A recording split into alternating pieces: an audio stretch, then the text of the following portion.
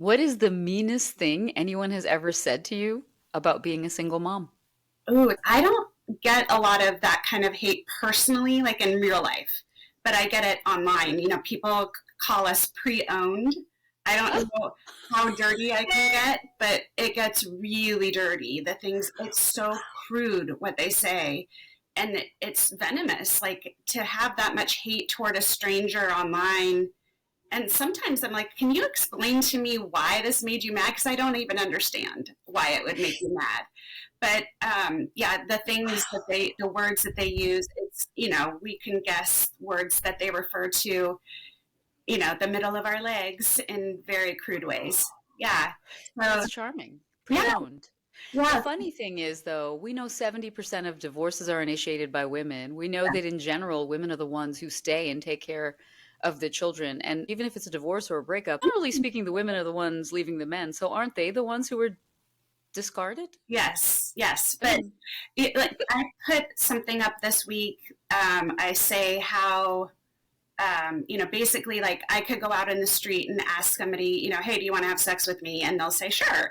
But my standards are high. And that's I'm single because my standards are high. But some male got a hold of that. This will happen once in a while that a man will get a hold of one of my posts and then it's just flooded with this disgusting stuff. But they're so mad about me saying I have standards and I'm so below their standard. And then I go and look at their profile photo. I'm like, oh, I right, don't want to be right. mean, but yeah. So it's really interesting how they don't see that they're anywhere at fault, and they defend. That's what kills me, is that they're defending the poor behavior. You know, Without all the information or yeah, context. and just like, why would you defend somebody who, did so many drugs and put their family in danger or cheated on why are you defending that when this woman has now picked up all the pieces and she's taking care of the family? This guy's gone. Yeah. Yeah.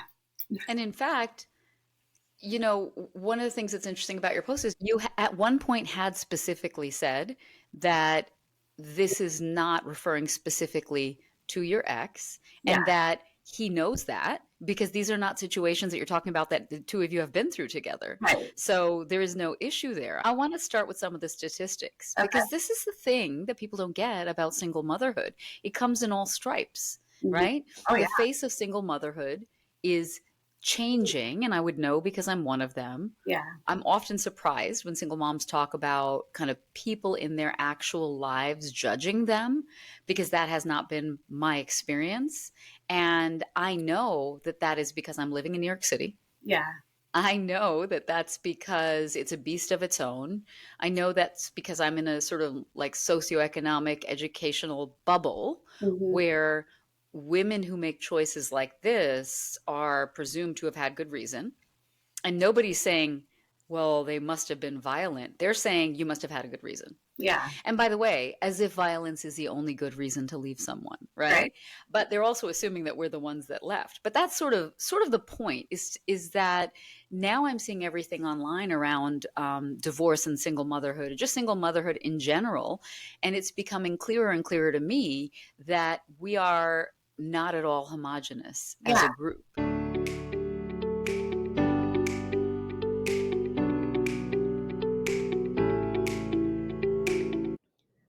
When you learn that someone is a single mom, what's your first reaction? Sympathy? Curiosity? Judgment?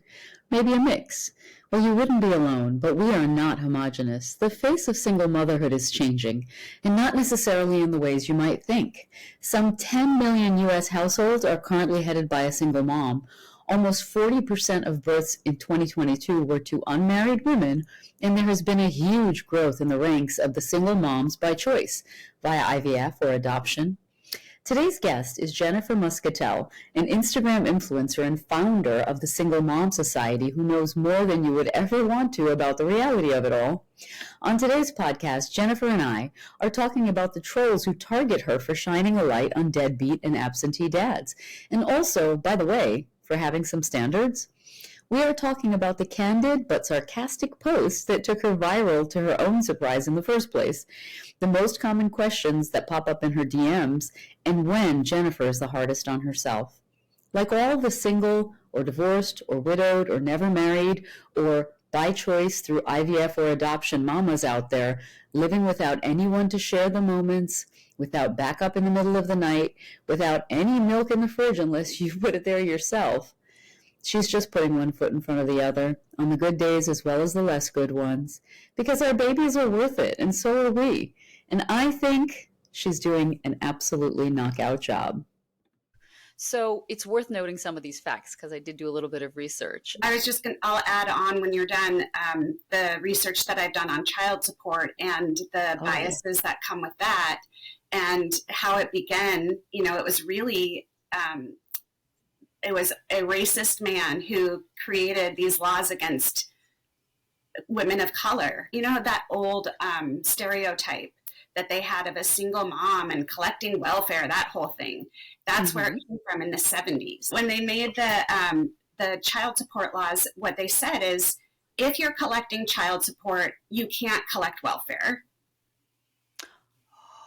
And if you collect welfare, we're going to use the child support that you're paid to cover the welfare. So the woman would have, you know, to decide, am I getting paid more by welfare, or am I getting, you know, which I don't like that term, but, or am I getting paid more by my ex? Because it's one or the other. And so they're starting to change the laws now. And it goes back to the presumptions that people make about a single mom, about how she ended up in that situation, about her agency at all. Oh, there's so much. Women get trapped. You chose him. You chose him. Okay. You know, the statistic that I saw recently was that 10 million households today are headed by single moms. Yes. 10 million in the US alone. They're saying that in 2022, the CDC said 39% of all births reported in the US were to unmarried women. Wow, I didn't know 80% of single parent family groups are led by moms, not by dads, which is the least surprising of all of this.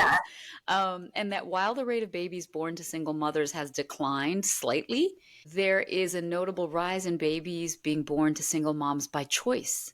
And single moms by choice tend to be older, more educated, and with higher income. So this is the last piece of this, which I thought was fascinating. Have you heard of Wealthy Single Mommy, Emma Johnson? No, I'll have to look. Okay, she runs this website. She does all this research. 2021, she did a white paper. She did her own research. I think she interviewed close to 2,000 people. Wow. And she said, moms with 50-50 parenting schedules are 54% more likely to earn at least $100,000 than moms who have the children with them more than 50% of the time, right? And moms who have 50-50 custody are more than 3 times as likely to earn $100,000 or more than single moms with 100% responsibility. Only 13% of moms have 50-50 parenting. The majority of single moms have the majority of the time with their children. 51% have their children 100% of the time. So they're really not single moms, they're solo moms. And I think it's important to make that distinction. And then moms with 50-50 parenting time are 34% more likely to say they feel awesome and proud of being a mom when compared with moms who care for their kids 100% of the time. And that makes perfect sense to me. So the face of single motherhood is changing, and single motherhood is starting at various phases. For some people, it is through rape, through teen pregnancy, through divorce, in your 40s through IVF. There is no one type of single mom. And that is why all of the vitriol that is coming at you feels personal to me. And then there's also, you know, a death of a spouse, and that makes sense, a single mom. But yeah, I think we all know whatever's coming at us online. I learned a few years ago this rule of neutrality. So if you want to take a compliment in, then, you know, and then if you'd want to take in the compliment but reject the insult, it doesn't work. So you have to reject both of them. Like, thanks for complimenting me, but that's your opinion of me. And, you know, if you want to insult me, that's also your opinion of me. I don't have to absorb it. So gosh, if you can actually operate that way, your daughter is going to be president, because she's going to learn that from you. I try. There was a bully at my daughter's school who, and my daughter's 13, so it's middle school, but they had a change in seating assignments yesterday. And my daughter was seated next to a boy, and the mean girl came up and was like, to the boy, "Oh, aren't you lucky with who you sit next to now?" And then everyone cackled. So I said to my daughter, my response would be, "I am so sorry that you feel that insecure." Or, "Oh, gosh, is it hard to be that insecure?" And she said, "No, I was going to say, fuck you." But she said I didn't want to get in trouble, so I just looked at her. So, but I know that this girl I know is just jealous of her, Yeah. So anyway. I don't know what it's like to parent a 13-year-old, Yeah. right? Mine are younger than yours. I have a boy and a girl like you do. But I will say that co-parenting has taught me a lot about having a thick skin Yeah. and reminding yourself that their opinion only goes as far as I allow it into my brain. Yeah. Man, if we had known the things we know now about co-parenting when we were little girls, imagine what we would have done. I would have been Kamala Harris or Yeah. something. But I want to get to know you a little bit better, right? Because I think you are fascinating and I really do respect your ability to stay neutral. But I want to understand, the bubble of neutrality and kind of how you got there. You were a coach. Yes. You were a full-time mom. Mm-hmm. I heard on the podcast you had no free time when you started to gain all this notoriety and full custody of your daughter, which is no small feat. What was it that pushed you over the edge into wanting to share your perspective on single motherhood in social media? That's a great question. It's funny because somebody had told me, "You're missing something. I don't know what it is." And, I was trying to do body positivity, and then one day I was just sitting in the car. I got my nails done. My daughter was at camp, and I just made that first reel of like, "Don't make your ex pay child support. It's too much pressure on him." And it just took off. So I was like, all right, I guess my niche is single mom. And I'm so glad because I've learned so much from these women. They're just so powerful. I did a story yesterday. I said, I don't want to say strong. I don't want to say badass. I don't want to say fierce, but they all fit. They're just these amazing women. And then learning about the court system, and somebody had said, "Oh my gosh, you're now at 30,000 followers. So, now you could have your own show." I'm like, no, I'm using this to help people. We got to make some change. So, so that's what happened. It feels like you're feeling your way through it, right? So I'm kind of looking forward to seeing where it goes because so much of social media, it kind of gets a bad rap and people think you're out there looking for attention, but it could be someone like me in middle age who had a whole other career and actually just enjoys these types of cerebral conversations with people. Yeah. And I'm not going to exactly be in Seattle anytime soon and bump into you. And even if I did bump into you, it wouldn't be at a martini bar because we both have too much going on. So where am I going to have a chance to have this conversation? So when I came across your Instagram, I felt like you were a breath of fresh air, like searingly intelligent but hilarious. Thank you. That is not an easy line to dance on. You don't pretend. No. Yeah. You mock, but you're really mocking people's misperceptions. And that's why it's smart. And I want to be clear for anyone that's not familiar with your internet persona, you're not telling your story. Your target of your performative insight is deadbeat and absentee dads. Exactly. Low life dads. Yeah. So let's give some context on you. Yeah. And founder of Single Mom Society. Just to finish that sentence, we love great men. I have great men. My dad's a great man. My brother's a great man. My son's a great man. So I have no problem. It's not a man-hating channel. It's talking. And that's why I feel like men should support it, because if you're offended by it, there's something wrong, something's going on, because otherwise you would be able to say, they're treating you like this. This is horrible. So. And truthfully, speaking out against poor behavior from certain men just shows that we think highly enough of men to expect better. Yeah. Because you and I both have wonderful dads. Yeah. Right? I'm going to write that down. It's a point that's actually really important to me, because when I chose to leave my marriage, I come from an Indian community where nobody on earth has ever gotten divorced, and it's a whole big thing. But I had very good reasons, and it was the right choice. And what I told my parents was, I need you to know that it's not your failure that your daughter is going to end up leaving her marriage. It's your success that you raised a daughter who cannot tolerate a marriage that is not a marriage. Yeah, that's beautiful. So let's just kind of be clear on that. But for context, you have two kids, 24 and 12. Yes. You talk about ADD, you talk about rheumatoid arthritis, you talk about two, you said failed marriages, and I was like, two completed marriages. Can we just. That's nice. Yeah. The first one I married, I was 23. It was a beautiful wedding, but it just wasn't meant to be. We're still friends. I talk to his parents once a week, and they're actually grandparents to my daughter as opposed to her actual other grandparents that haven't talked to her in 10 years or something. But they'll call her on her birthday. They send her presents and stuff. So it's very nice. But they're good people. But what's funny about good people is that my ex-mother-in-law, not this one, but the other one, told me that good people hang their clothes to dry. They don't use a dryer. The things that are burned into your brain. Yes. You say mother-in-law. It's funny because when I was getting divorced, one of my best girlfriends, who was about 4 years further ahead in her divorce, said to me, "So how are the outlaws?"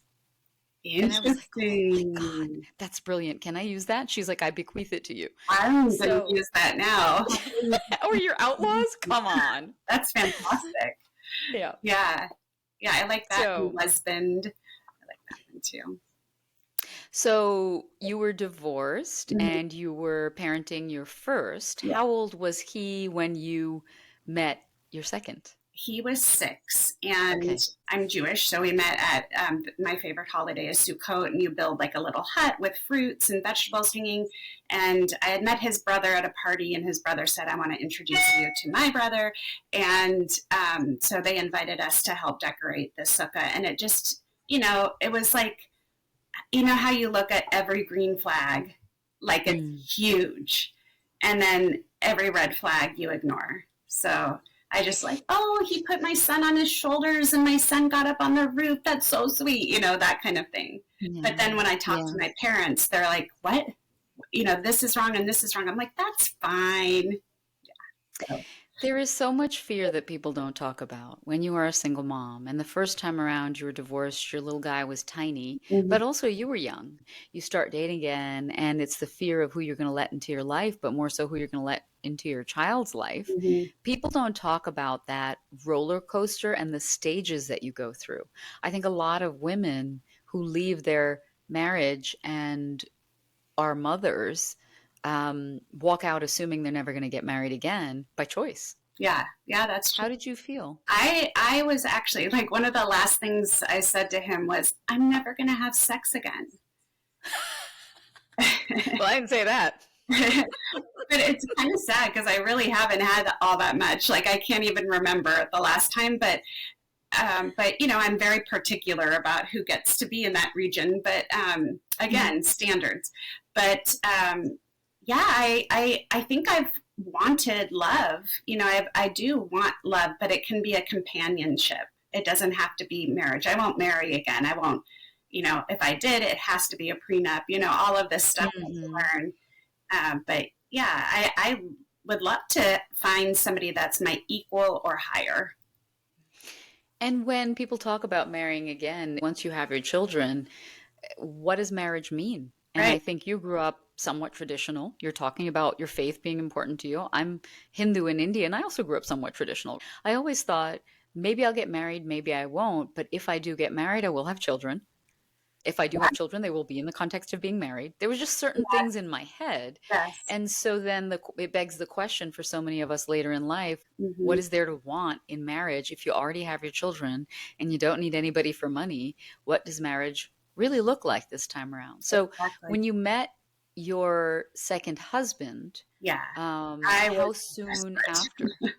I was Sorry? I was desperate to meet somebody like Really? that. And it had been 6 years, and I just was like, oh my gosh, this, or 5 years, this is too long. I didn't know my worth. I think that's the biggest message that I like women to know is, once we know our worth, which is not easy, but once we know our worth and believe in it, we won't settle again because we'll be like, sorry, you're not worthy of me.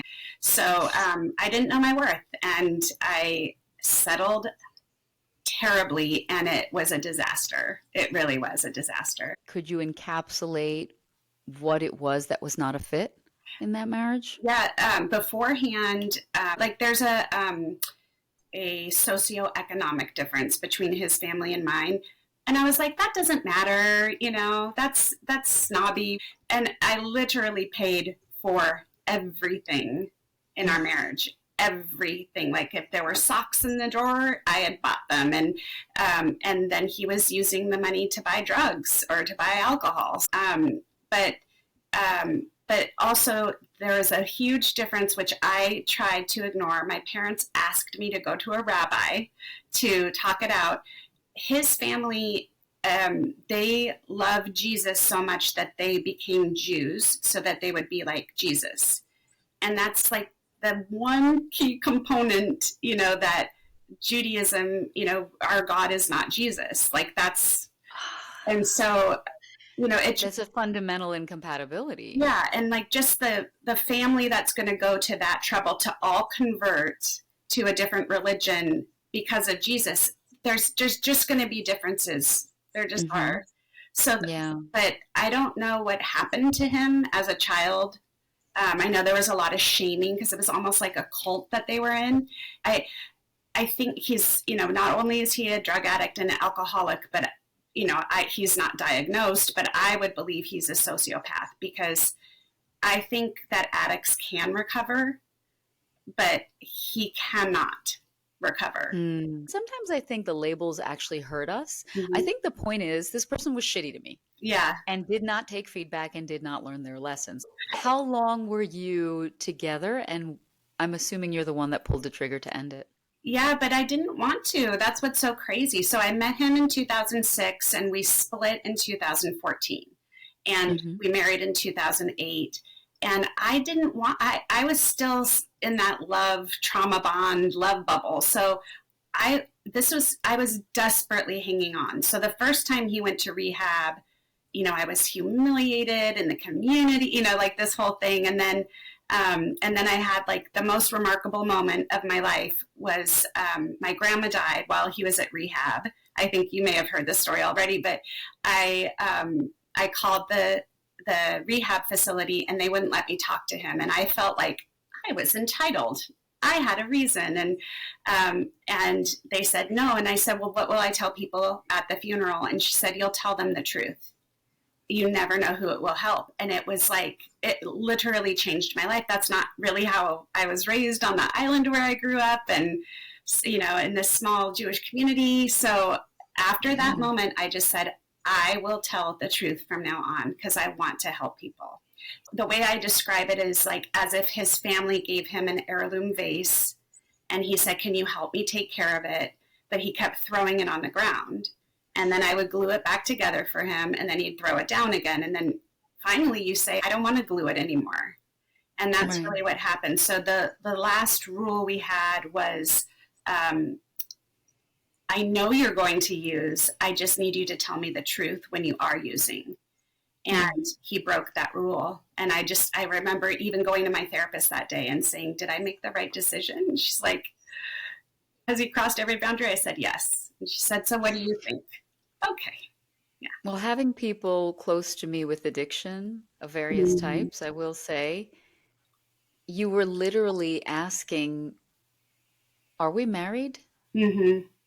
Because if we're together, you'll tell me the truth. Yeah. Even if you fail me, tell me the truth. Yeah. That is a marriage. So you're basically hitting up against what I hit up against, which was, I don't have a marriage.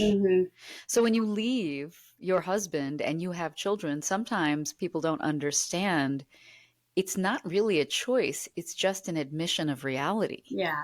And so profound. And also you were making me think as you were speaking, psychologist who was saying, we marry our unfinished business. We marry our unfinished business. Yeah. And that phrase always annoyed me. But when I really think about it, I think we marry our needed lesson, right? And it's because you talk about not knowing your worth. That's one way to encapsulate what a lot of women go through. Also, you were young. Yes. right? Yeah. I don't have that excuse. I got married at 35 and I still say that wedding was the best party of my life. Like a couple days long. And at the end of the day, now I look back on it and I think that was the celebration of my babies coming. That's so beautiful. I love that. That's what it is, Yeah. right? Beautiful. That's so true. So I do like to put that out there, but you also talk about sort of like not knowing what you're worth. I do not hate my ex. I am grateful for my babies. Mm-hmm. I say this to my daughter. I say this to my son. Mommy and daddy were supposed to get married because otherwise there's no you. And mommy and daddy are not interested in a world without you. Now, with all of that said, what I learned through dating after my divorce was someone gave me the right word. It's not that I ever didn't know my worth. It's not that I ever settled. It's that I grew up like so many women in our generation and learned to be too accommodating. Yes. Yes. And when you use that word, it doesn't hit the same way, Yes. but it hurts. Yeah. Yeah. You can accommodate yourself into utter misery. Yeah. And then you wake up one day and you're in a situation you never thought you'd be in because it is kind of self-imposed death by 1,000 accommodations. Yep. No, it's so Right. true. I call it empathy. Like we have more empathy for someone else than we have for ourselves. Mhm. And, you know, I didn't want to hurt their feelings and I didn't want my son to go through, you know, all these things that were accommodating somebody else. And if I'm nice enough, they'll treat me right. Yeah, well, yeah. If I'm understanding enough, oh, they're going to treat me right. Yeah. If they just see how patient I am. People can grow in love, right? Yeah. People can grow in love. But guess what? Not everybody does. Yeah. Right? Yeah.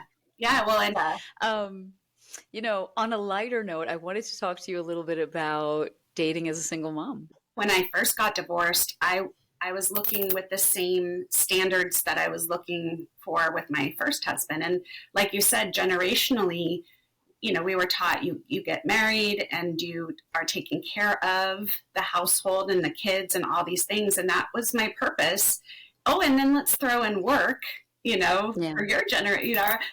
I didn't question that. And now I just have way too much knowledge. And I just, you know, like I say, it's like buying a car.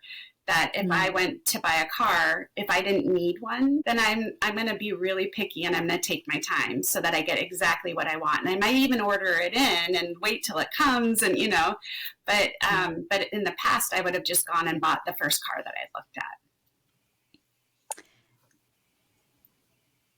When I got divorced, like I said, like a lot of women, I thought I'm never going to get married again. But a friend of mine did challenge me to say, what are the things you'd be looking for? And I knew it like a lightning bolt. It was about being intentional about his relationships, being masculine in all the healthy ways, being community oriented, like service oriented, like someone who sits down at the table and doesn't need to be told to fill someone's wine glass. Like it doesn't matter if you're the guest of honor, right? Yeah. And then being truly, what's the word? Relationship minded. And then I heard on your first podcast where you went through your dating profile. Oh, yes. I love this. Yeah. You said, I'm looking for my permanent big spoon. Yes. Yeah, I don't want a lot of big spoons. I just want the one big spoon. What has been your experience of dating lately? So I'd say I'm going out much less. It's been 10 years since my ex and I split up. So, and there will be times where I'm dating more and times where I'm dating less. And yesterday, as a joke, I signed up on Tinder because on my page I'll put up silly, like ridiculous profiles, like, oh, look at what this guy said. So I thought, oh, Tinder, that's like a total pot of gold there.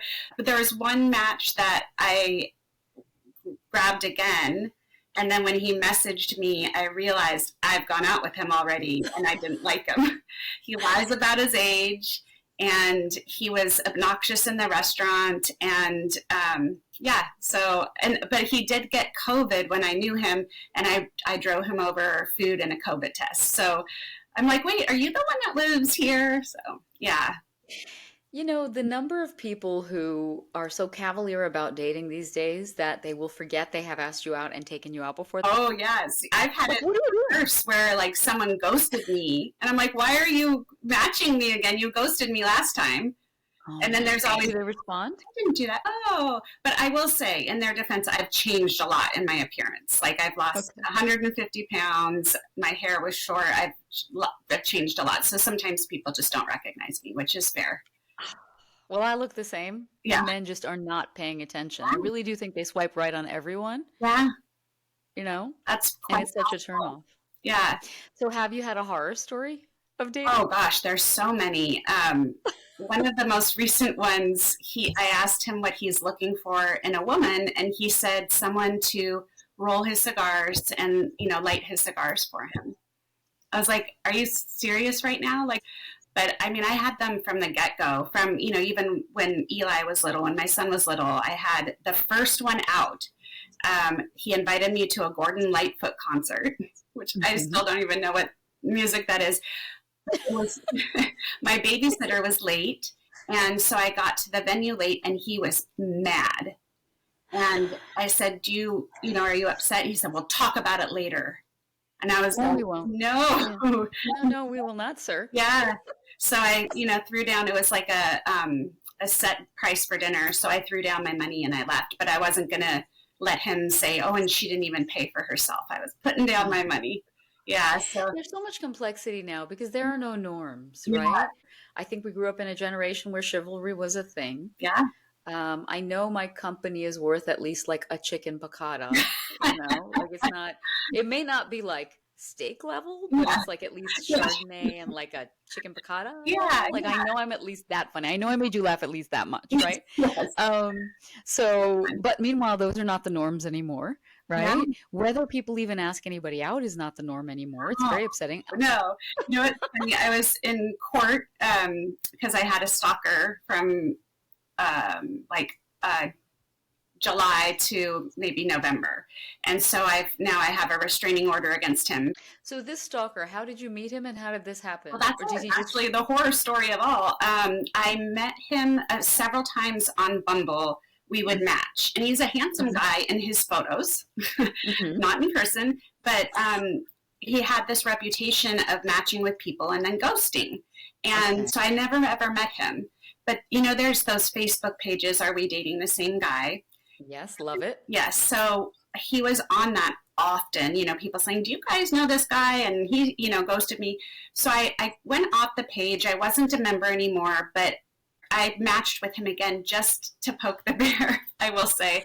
No, I just said, just so you know, like you kind of have a reputation in Seattle of, matching with people and ghosting. And his Mm. response was so, what? It's funny. If anyone read the response that didn't understand DV or any of this stuff, they wouldn't have thought of anything about it. But I read it and I was like, there's something wrong. This guy scares me. So I blocked him, but then within minutes he found me on Facebook and started up the harassment again. And so I went back onto that page and I said, "Ladies, listen, this is the next chapter." I would just, I would be very concerned. That's all. It was it wasn't like he's so disgusting. It was like, "Ladies, I'm very concerned. I want you to be careful." Mhm. So Yeah. he found out that I had done that. And then it turned into this whole thing that he was going to sue me for using his likeness because I had posted his picture, which, In a private message board. and it's not a thing, like, but it went on for months and it just kept escalating. He was contacting my friends and threatening one of my friends. He threatened her wife's job because he knew her boss. I mean, it was bizarre. But then what happened was I kind of dropped it because I thought he went Mm. away. But then I got a text from a woman who said, "I've gone out on 3 dates with this man and all he talks about is you and how mad he is at you and how he's suing you." And so she started sending me messages and he puts everything in writing, which is hysterical. And Clearly, he hasn't been through a divorce. he has. Oh my God. But poor lady, We don't learn. she had to get a restraining order. He's had several restraining orders against him. Like there's something wrong. And so, and then he also would write messages from the same account, but in different voices. and thought that I was believing that it was his lawyer all of a sudden. I'm like, why would your lawyer be talking and they can't write? So bottom line is, once we got to court, he did several continuances, which he is not surprising. He wants to stay connected to me and, control more. But in the final judgment, in the judge's summary, the judge was like, this is beyond, like, this person. I mean, I didn't even respond to his responses. They were like 46 pages. And then I would just say, Judge, I can't refute nonsense. And all of these things that he said, not once did he say he didn't stalk me.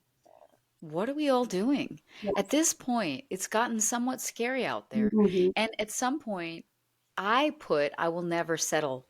And I don't think you should either on my dating profile. Yeah. But I thought, do I need to change my phrasing? And then I saw an article that popped up the other day. It was in the Atlantic. It was an article called "The People Who Quit Dating." Oh, yes, I saw that. I haven't read it yet, but I need to. Yeah. Do you think that's where we're going? I mean, I think a lot of us are there. But again, then we don't have to date. We don't have to change what we're doing. My life is fantastic. I just spent 2 weeks in Hawaii at a Four Seasons. It was beautiful. The only person I'm going to bring there, I'm going to bring my kids. I'm going to bring, my family was there. I don't want to soil that with somebody who's making me stressed out. Like my ex-husband, the first time we went to that hotel, I asked him to go get our underwater camera. 2 hours later, he came back. I'm waiting with a little boy to go in this pool, which we eventually did. But it just all these bad memories. And then I found out he was going around the resort and getting drinks, and then he hit his breathalyzer, like this whole thing of like, I'm not doing that anymore. It's a beautiful day for me to sit alone in a cabana and read. I don't need somebody next to me. So it's quite. We're a couple years apart. I think ours is the generation that has to pay the price for the ripping of the tissue that's required for the face of a marriage to change to where it makes sense for men and for women. Mm-hmm. I think we're the generation that's paying really the price. True. And I hope our children don't, because the problem is with people like you and me, our children are going to see that you don't live an unhappy life. We showed them that, right? Yeah. And I can just feel from your energy that you're like me. My kids know I'm a happy guy. I just kind of like walk around. I like eat my sandwiches. I like go on vacations. Like, life is beautiful. Yeah. And they feel that. Yeah. But it's almost a fear that I walk around with that says, devil's advocate, if all of us single moms are so comfortable the way that we are we teaching our children that marriage isn't worth it? Yeah. Well, and it's tough, for my daughter, she, being 13 and, overhearing some of the things that I record, or, like if I get a costume in from, Amazon, she's like, what is that costume of like a, I don't know, anyway, like a guy that's, a deadbeat. But that's why I really try to stress the fact that there's so many great men. They're not the ones we're talking about. But my son has said that he's never going to get married, so he's 24 and he wants to have, I can't remember if there's like a term, but it's like a couple who, dual income, I think it's DILF, dual income something or other. I don't know. Oh, no, DILF is something else. DINK, double income, no kids. Okay, thank you. Yes, a DILF is... You went in the other direction. Yes. He doesn't want that. That's a whole other movement. People who just don't want kids. Yeah. So, and we'll see what he does. He really wants love. Like he's definitely proactive about that. But so that's good. One of my most popular episodes to date was with a guy named Zachary Neal, and he is the lead researcher, arguably, on the child-free by choice movement. They're saying now between 20 and 25% of adults, this is their choice. Yeah. So with the growth of that, it sort of muddies the waters on how we're ever going to know if being single moms had something to do with whether or not our kids decided to get married or have kids. Have you read the book called This American Ex-Wife? No. Should I? Yes. It's by Lynn Lenz, Lyn, and then Lenz. And it was like game changing for me, but because she talks about like all of these standards that our generation was brought up with, and then just, you know, being in a marriage and raising the kids and just going through all the motions. And then for her, there wasn't something extreme like there was in my case, but she just realized she was unhappy and she didn't have to do that. And so she could get out of the, you know, she could end this marriage. And somebody had said to her, I don't want to do that to my kids. And she said, I'm doing it for my kids. And so, yeah, there's just so many ways that there's so many different ways to do life, but we weren't taught them. You're talking about this woman who didn't leave due to any major circumstance. Mhm. And it's funny that we always point it out that way. We make as if there's a distinction Yeah. as to whether someone had the obvious reasons to leave. Were you being beaten? Were you, you know, that kind of thing, Yeah. right? And even then, it's complex and people not necessarily have the strength to leave. There's a lot of safety to leave and all that. So Yeah. it's so complicated. But the thing that sticks out to me is one of my very good friends said to me at some point, as it turns out, happiness is really fucking important, Yeah, that's right? And when she said that, I thought it was for me. I thought it was for me. yeah. And now what I've realized with every passing day, week, month, year is that the quality of the mother's happiness is the single most direct impact on the stability and mental health and calm and joy and success of the children. If I am well, my kids are fine. It's that simple. I'm sorry to be gendered, Yeah. but the mom is your home. Yeah. Well, my daughter was frustrated with me, you know, when I was trying to get the Instagram going and nothing was happening. And, you know, I told her it takes 2 years to build a business, you know, because she's like, you're not making any money. And I was like, okay, but, you know, it takes a while. But last night she told me she was proud of me. Yeah. You know, I hit this 30,000 and I think she's seeing it pay off now. But she also sees, like you were saying, how fulfilled I am, how passionate I am about what I'm doing. And that just makes such a huge difference. Well, her saying it is everything. Yeah. Yeah. At the end of the day. Um, There are so many stages to the single mom thing. yeah. Yeah. For me, I wish I had had a list of what the stages were going to look like when I left my husband. Mm-hmm. I thought I understood what was coming. And now I look back on it and I think, tell me if you agree. Stage one, you remember that song by, I don't know what the band was, but it's 24 Karat Magic in the Yeah. Air, right? But I was the happiest. Oh, people were like, I want a divorce when I look at you, Yeah. right? That's Because you're just so happy to be free because of the weight that's gone. And that's what they call the glow up. I think of that as phase one. yeah. Yeah. And you're For many people, it coincides with the legal, oh yes. I was just gonna say right? making the decision to divorce, people would rather the spouse die, they would rather kill themselves, honest to goodness, than to get divorced. And that's just baffling to me, but it feels like the worst decision. So once you've made it, you're going to be really happy because You are so free, even though you don't know what's coming, right? Then I think there's a phase of time where you get enough distance. Maybe it's because you moved into a new living space that you can breathe, Mhm. right? And I think that's sort of a calm before a storm. Mhm. And then I think there's this next phase where it becomes all about, have I right-sized the children? Have I stabilized? How do I respond to my ex Mhm. during drop-offs? What am I showing my kids, etc.? Then I think after all of that, maybe you get to the point where you realize, okay, I had enough distance now that I am the new person I'm going to be. Mhm.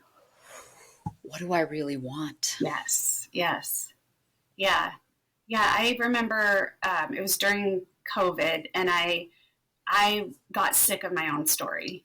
You know, it felt like everyone that I would see, I'd be like, oh, here's the update. This is what he did now.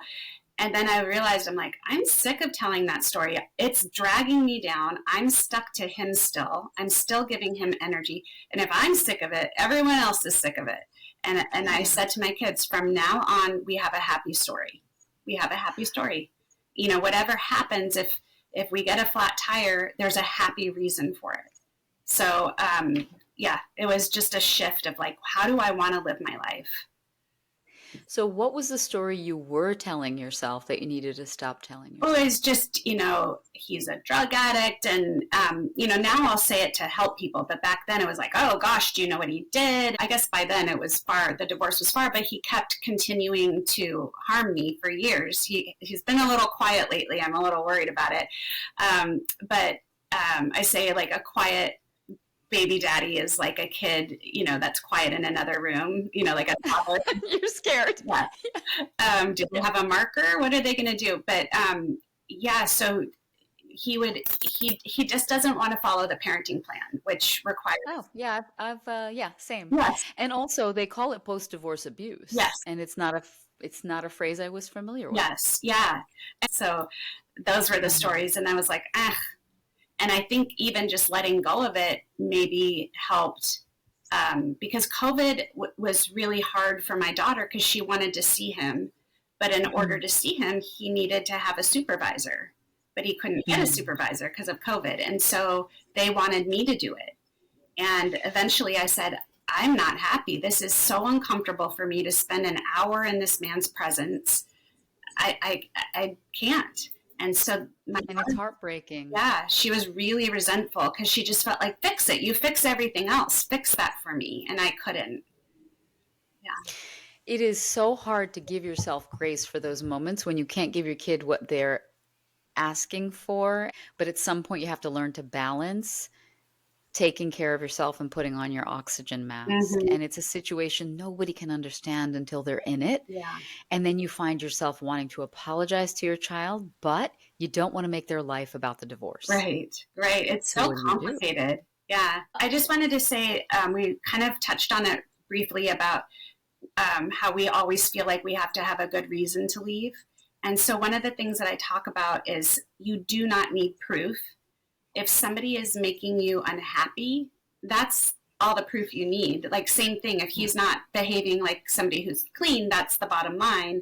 So if I don't need to find the drugs, all I know is that it's freaking chaotic, and he drove like a maniac, all these things. Like I already have what I need. I don't have to have the smoking gun. So I just, again, want to give people permission. You get to live a happy life. You get to. And if you are living with somebody who doesn't make you feel safe, who makes you cry, who makes you anxious, those are enough reasons to leave. I want to ask you about co-parenting. How do you message to your daughter when her father is not physically present? That's a good question. So the first part, it's hard because all of the grandkids are 22 and older, and then my daughter's 13. So people forget that she's in the room, and they might say something that she shouldn't hear. My son, he always got it. He was like, I know who this guy is. But my daughter she wants him to become the daddy that she wants. She doesn't want to hear anything bad about him. But I've had to tell her that his brother died recently. He left that in my charge. I had to tell her when he got a DUI and that she wouldn't be seeing him for a while. So there's a lot of things that I end up having to be the messenger for. And they're really hard. But my thing is I'm not going to gaslight her. And I will tell her the truth in a way that she can handle it. Which, and that's not to say I don't fail. I'm sure if she were sitting here, she'd be like, well, you screwed up that one time and that was not good. You do the best you can. And like, there's the 80-20 rule, right? You try to do it great 80% of the time, and 20% of the time you need some slack. And it's important for our kids to see that. Like, it's so good to tell them you're not responsible for me. You're not responsible for my feelings. But I also think, we're a family. So yeah. There's that beautiful duality that people don't understand. The gifts of being a single mom. Yeah. The feeling of the three of us sailing down the road together, going on a road trip, getting lost in the rain, and then ending up at a diner literally called the Middle of Nowhere Diner. And I still have the coffee mug that says Middle of Nowhere Diner, and I will be drinking that until I'm dead. Yeah. Because it's such a beautiful story, and the three of us go through things together, and you know exactly how I feel. It's mama, her boy, and her girl. Yeah. And the beauty of that particular type of family is a different type of special. And it's wonderful when they try to help. And I make them do all the chores and all those type Right, of things. right, I just need them to know it's not their responsibility because I'm a single mom. right, It's their responsibility because they're a part of a family. right. So I feel like we're giving the same message. Ultimately, I'm just 15 years behind you. Well, and also, Yeah. you asked me what, What would you do differently? and that's such a good question. But one of the things that I have learned since is doing your sleuthing before you leave. So while you have access to passwords and his computer and his phone record, all these things, do it before you leave. So I thought that was a great piece of advice. And then I had my cousin told me, put your foot on the pedal and don't let up until this is over, because you are empathetic and you are compassionate and you're going to want to find a compromise, but you can't do that. You cannot, they do not want to compromise. They want to manipulate us and then get their way, and then they're not going to come back on their part of the deal. So he said, put your foot on the pedal and don't let up till it's over. And I think I kind of live life like that ever since then. Well, the person who you date is not the person you wake up married to. The person you married is not the person who you divorce. And the person who you divorce and the person who you decide to leave is not the person you co-parent with. So at the end of the day, all you have is that piece of paper and a wish and a prayer. And at the end of the day, nobody's really watching but you. Do what you have to do. Yeah. Can I do a lightning round with you? Sure. Okay. What do women who DM you most want to know? It seems like they mostly need somebody to hear them. How do the men who DM you surprise you, if at all? The men that actually DM me are so sweet. They are going through the same experiences that we are, but just in a reverse. And I just, I admire them for being able to look through my material and be able to separate it. Assume the kids are okay. Mm-hmm. When are you the hardest on yourself? That's actually our homework assignment for my ADD class this week. We're supposed to be writing all of those things down. So I think probably, with the rheumatoid arthritis and the ADD, they don't make me as effective sometimes as I want to be. But then I'll wake up feeling like, oh God, you didn't get anything done. So I think that's really the time I'm hardest on myself. Yeah. And I talk about a did list because I think we don't realize how much we do. If we're going through a divorce and we're devastated, showering can be hard. So I can have that compassion for somebody else, but I had it once. I was very, very sick and almost died. And I had to realize, I'm like, what would I tell somebody else in this position? Yeah. And I would tell her, you need to sleep. You need to rest. You need to eat. You would have no problem, pun intended, divorcing her behavior today from your perception of her as a person, right? But you can't do that for yourself. Yeah. Yeah. I think that's really hard for women. And I think, but the big conclusion that I get from both of us and the back and forth of this conversation is that part of what's hard about being a single mom is realizing, whether it was in your marriage, whether it was in your childhood, whether it was in the relationship that got you to this situation, we weren't hard enough on the people around us, and we've always been too hard on ourselves. That's Can we stop? Point. Yeah. Gosh, if we could just give ourselves the compassion and what I was, also like the belief that we have in someone else, when we take them on and we're like, I know you can do this. And like, why don't we do that for ourselves? And you see well, thank you for being one of the voices that reminds us all that we can do it and that we're all doing fine and that everybody's kind of in the same boat.